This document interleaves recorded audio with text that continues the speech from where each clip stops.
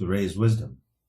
Raise Wisdom is a channel that's based on quantum grammar. Quantum grammar deals with the correct sentence structure, communication, per se, syntax, grammar, language, performance. The two guys that discovered this technology name are David-Wayne Miller and Russell-J. Gould. These guys discovered the mathematical interface of grammar, which is quantum grammar, correct sentence structure, communication, per se, syntax, grammar, language, performance. And what that basically means, it's a math problem. If you write a sentence, you should be able to write the sentence frontward and backward, and it should still mean the same thing. Just like a math problem, if you write 2 plus 3 equal 5, and you could write it backward, 2 plus 3 equal 5, you still have the same mathematical answer. Facts come in, facts come out. And what can quantum grammar do for you in your life? Quantum grammar will change your life completely once you learn the mechanics and you can perform, you can read and write in quantum. Why is that? Well, it's because everywhere, majority of schools and teachers and everyone learn how to read and write at around a 2, 3, or 4 grade reading level. Even the teachers that's teaching in universities and colleges and high schools only know how to read and write around a 4 grade reading level. And quantum grammar is around a 29. When you learn quantum grammar, that's around the 29 grade reading level that you're in. And why is this important? Well, because we only know how to read and write in poetry, which is a 2, 3, or 4 grade reading level. So what we do is we build a world full of fiction, full of make-believe. How do we do that? We do that in our contracts, the documents that we write, the way we use to communicate with each other. The grammar is written in fiction. It's not written in any fact-based contract words. It's following a fiction method.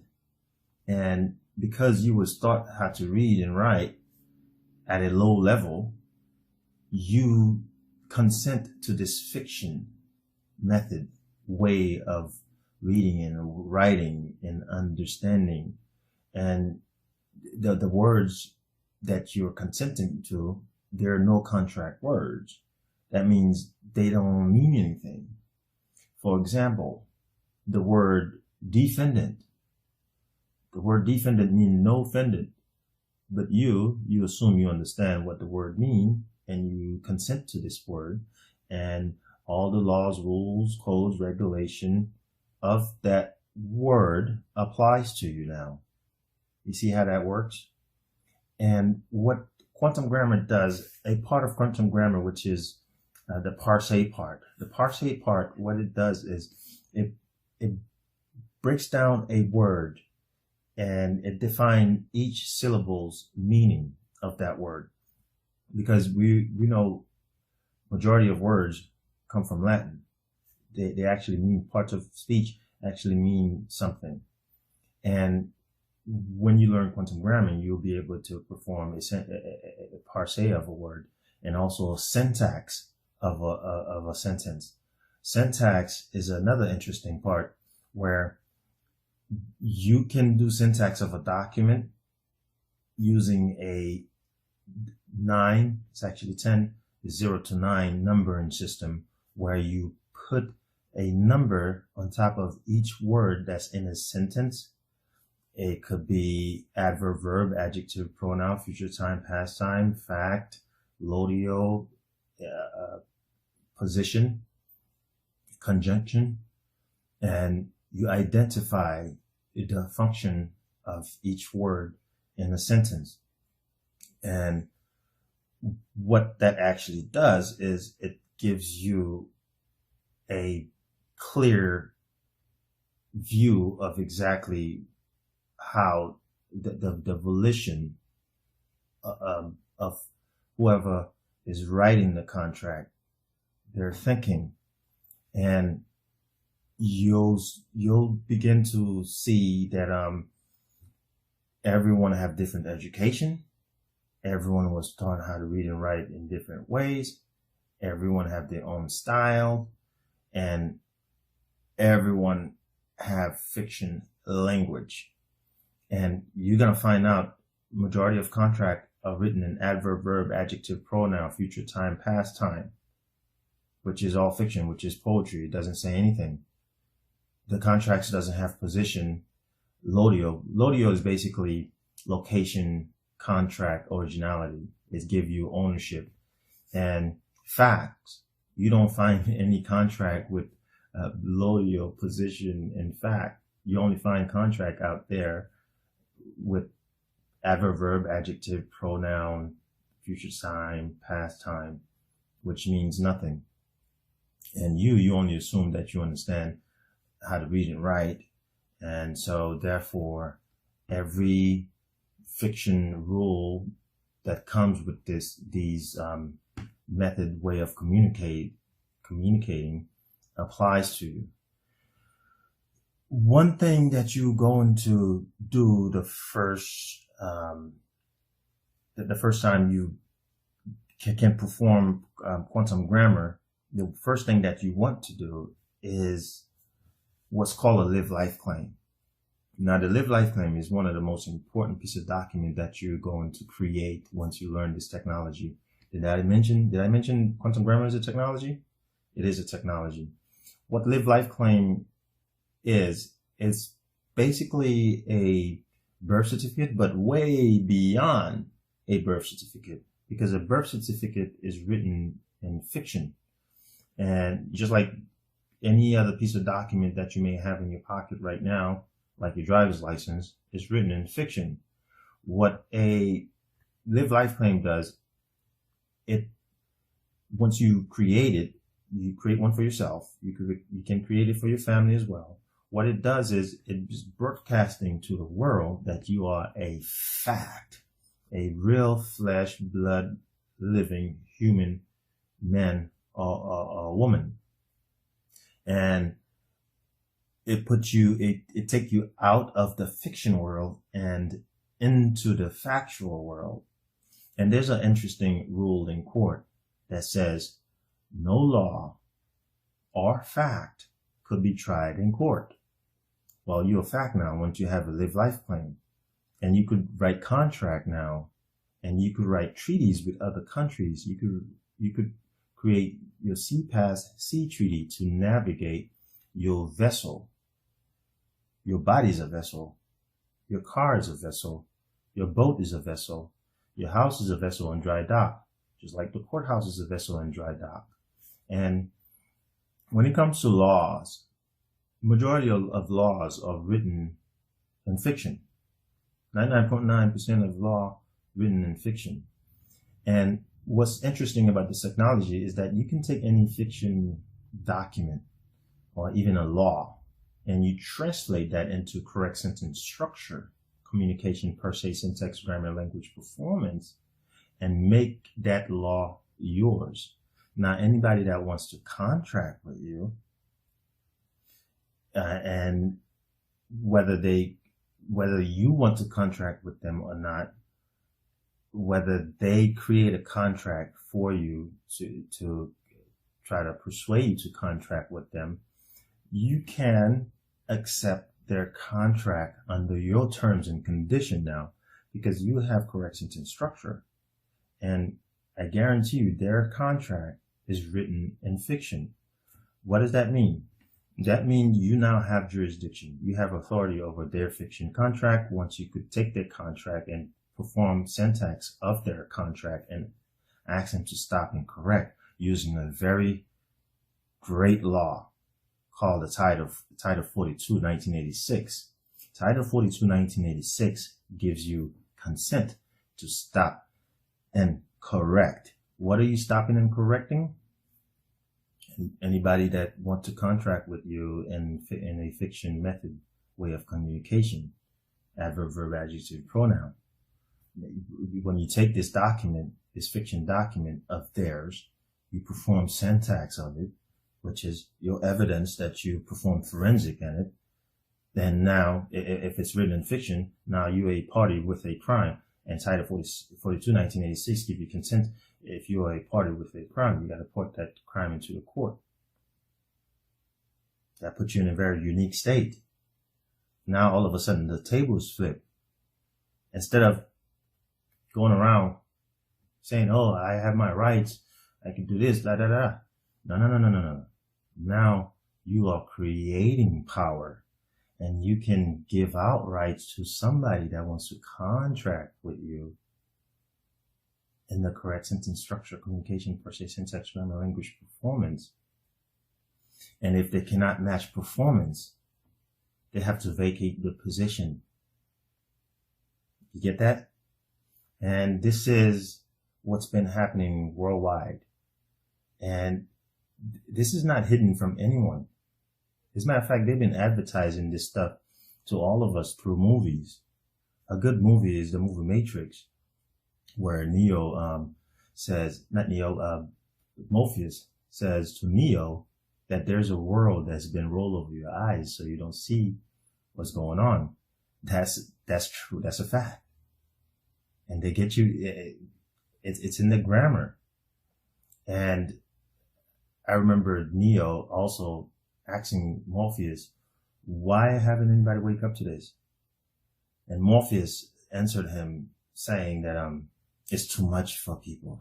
Some people, it's just too much for them. And I personally witnessed that people that get exposed to this technology can't even fathom the fact that what they believe is not what it actually is. Like, for example, the word, any word that starts with a vowel means no that word. It means no contract. Like the word apology, no apology. Even a word that have a vowel sounding beginning, like defendant. The word defendant means no offendant. You're just consenting to that fiction word. And per se will help you to identify all the fiction word you've been using. And then what you do is you look for a positive performance word to put in your dictionary. Because the second thing you're going to do after you have your live life claim, now you're going to create your own dictionary. And you're going to give closure to every word that you put in your contract. And maritime law, because we all are vessels in the sea of space. And maritime law, chapter 1, paragraph 1, section 1, states you must give closure in your contract, the terms and conditions of the word that you use in your contract. Virtually nobody does that. Everybody just going around assuming they understand what the word means, and they're contracting with these fiction, fiction word terms and conditions and entities. And yes, if you consent to something, it's all fair games. Whatever the hell happened to you afterwards, it's all fair game because you contracted with that. And one thing I want to make really clear here. This channel is not a conspiracy theory channel. We're not interested in any of this stuff. Yes, I may have my opinion here and there. We may discuss different topics, but you must understand that it's my opinion. Now, it's nothing for you to believe or trust. It's something for you to see for yourself and verify it for yourself. And then you won't have to believe or trust. You'll have first-hand knowledge of it. You see the difference here? The difference between first-hand knowledge and second-hand knowledge. What I'm saying to you here is you hearing it to you is a second-hand knowledge. To me, it's first-hand knowledge. I have knowledge of the facts. I don't have to believe anything. If you believe me, that's a mistake.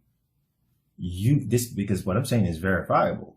If you just sit here and listen to me and think it's a cool idea and theorize about it and not testing it, not challenging what I'm saying, not researching. And yes, because we build a world full of fiction, whenever you go on the internet trying to learn about quantum grammar, first of all, you're going to get a lot of negative feedback. However, the creators of this technology, David and Russell, left a lot of great material online on YouTube. David have a website.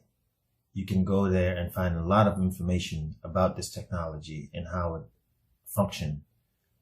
Russell as well have a lot of information on his website and on YouTube.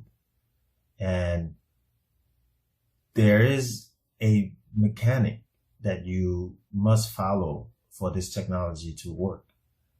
And if that mechanic is not followed, then is avoidance of the grace and honor and the rule one and rule equal. That quantum grammar operates like the math problem. This is why I'm recommending anybody who wants to learn this technology, you must learn it from somebody that is competent and can perform the mechanics correctly and can convey it to you and give you closure of why it works like that, why this is like this. And there's only one guy I could really vouch for now. Is a guy called Jason-Matthew::Glass. He has a YouTube channel that have a lot of good information, and it's all for free. And he does some workshop on a donation base, first come, first serve. And if you go out there and try to learn this stuff, first of all, good luck with that. If you're trying to learn this stuff by yourself. Because a lot of people, like I said, they don't have the correct mechanics of how quantum grammar work. They don't have the correct rule one, rule equal performance, training, or knowledge. And even the syntax, they don't have the correct method of syntaxing. And yes, you will get frustrated. Okay? And I think this is why a lot of people shy away from this technology. And even if you Google quantum grammar, they'll show some stuff about people that tries this stuff that it doesn't work. This is all, and it's all written in fiction. Google is performing fictitious conveyance of language in everything that it has on its platform. And this is, again, this is all was done on purpose. And this is why you must see for yourself. And another thing that you want to keep in mind about the technology, which is my favorite part, even if you don't know quantum grammar 100%, you don't know how to read and write quantum grammar 100%, but your volition is correct, guess what? Quantum grammar will work for you. There's a very good chance it will work for you very well. However, even if you do know how to read and write quantum perfectly, but your volition is not correct, quantum grammar is not going to work for you. Pretty cool stuff, right? And yes, this channel is here to help you, if you want it, to learn this technology, learn how to do a live-life claim, learn how to do parsing of word, learn how to do syntax of a document, and learn how to write contract. And we're going to keep it mostly about the grammar. We may have discussion here and there about different topics, but the grammar is the key here. And this channel, this connection, will be here for you if you want it.